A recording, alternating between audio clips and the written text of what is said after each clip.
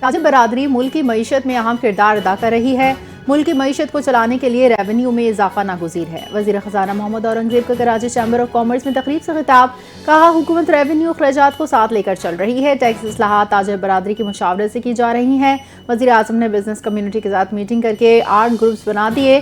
انہوں نے مزید کہا اگلے سال کا بجٹ FPR نہیں بلکہ ٹیکس پالیسی آفس تیار کرے گا۔ پرائیویٹ سیکٹر کو قرضے کم ملنے پر تشویش ہے، جس سے دور کرنے کے لیے اقدامات کیے جا رہے ہیں۔ صدر مملکت آصف زرداری کی چین کے نائب صدر ہان ینگ سے ملاقات۔ دوحہ میں جاری سماجی ترقی سے متعلق دوسری عالمی کانفرنس کے موقع پر ملاقات ہوئی۔ دو طرفہ تعلقات، خطے میں تعاون، عالمی سطح پر ترقیاتی منصوبوں پر تبادلہ خیال۔ صدر آصف زرداری نے کہا پاکستان اور چین آہنی بھائی اور ہر موسم کے اسٹریٹجک شراکت دار ہیں۔ چین سے دوستی پاکستان کی خارجہ پالیسی کے بنیادی ستون ہے۔ تعلقات دونوں ممالک کے عوام کی فلاح و بہبود کے لیے نہایت اہم ہیں۔ وزیر اعلیٰ خیبر پختونخوا سہیل آفریدی سے سینٹ کی قائمہ کمیٹی کے وفد کی ملاقات۔ پنجاب حکومت کی جانب سے گندم کی نقل و حرکت پر پابندی کا معاملہ زیر غور۔ سہیل آفریدی نے کہا آرٹیکل 151 کے تحت بین الصوبائی تجارت تمام صوبوں کا حق ہے۔ کسی صوبے کو خوراک اور دیگر اجناسی ترسیل روکنے کا اختیار نہیں۔ سیاسی اختلافات اپنی جگہ، مگر عوام کی رزق پر سیاست نہیں ہونی چاہیے۔ گندم کے مسئلے کے حل کے لیے بین الصوبائی ہم آہنگی ضروری ہے۔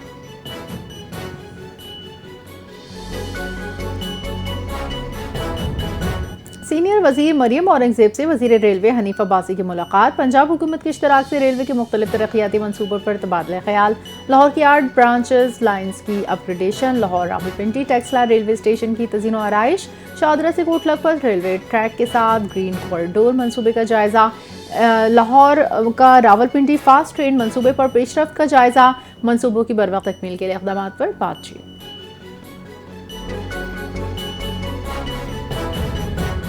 امریکہ میں نئی تاریخ رقم، مسلمان Dhahran Mamdani mayor new York منتخب۔ امریکی تاریخ میں پہلی مرتبہ کم عمر کسی مسلمان امیدوار نے عہدہ حاصل کیا۔ 34 سالہ زہران ممدانی نے 49.6% ووٹ حاصل کیے۔ حریف سابق new York governor Andrew comma نے 41.6% ووٹ حاصل کیے۔ امریکہ کے ریاستی مقامی انتخابات میں 1969 کے بعد پہلی مرتبہ 2 ملین سے زائد افراد نے اپنا حق رائے دہی استعمال کیا۔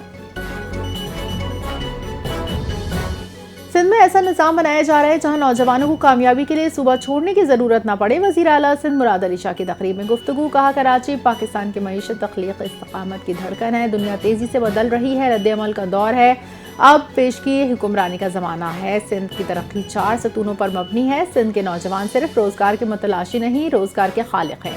پیشہ ورانہ ڈیجیٹل تربیت کو فروغ دیا جا رہا ہے۔ حکومت، نجی شعبہ، اکیڈمیاں، عوام کو مل کر آگے بڑھنا ہوگا۔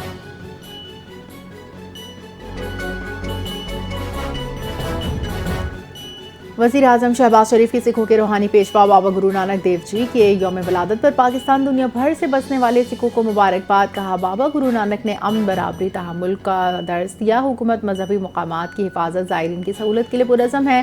بابا گرو نانک نے انسانیت کا درس دیا جو آج بھی رہنمائی فراہم کر رہا ہے۔ بابا گرو نانک کا پیغام اتحاد و یگانگت، ایک پرامن دنیا کے قیام کے لیے مشعل راہ ہے۔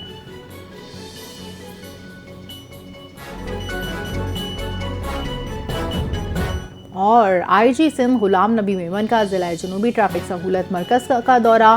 D I G traffic Karachi نے سہولیات سے آگاہ کیا۔ شہریوں کی فیس لیس ای ٹکٹنگ شکایات کے ازالے کے لیے مراکز فعال۔ سہولت مراکز میں خوشگوار ماحول، عوام کو سٹاف تعینات۔ آئی جی سندھ کی شہریوں کے لیے انتظار دشواری کم کرنے کی ہدایت۔ محنتی ٹریفک پولیس افسران کو ایوارڈز دینے کا اعلان۔ غلام نبی میمن نے کہا ٹریفک نظام میں ڈیجیٹلائزیشن، ٹیکنالوجی کا بھرپور استعمال یقینی بنایا جائے۔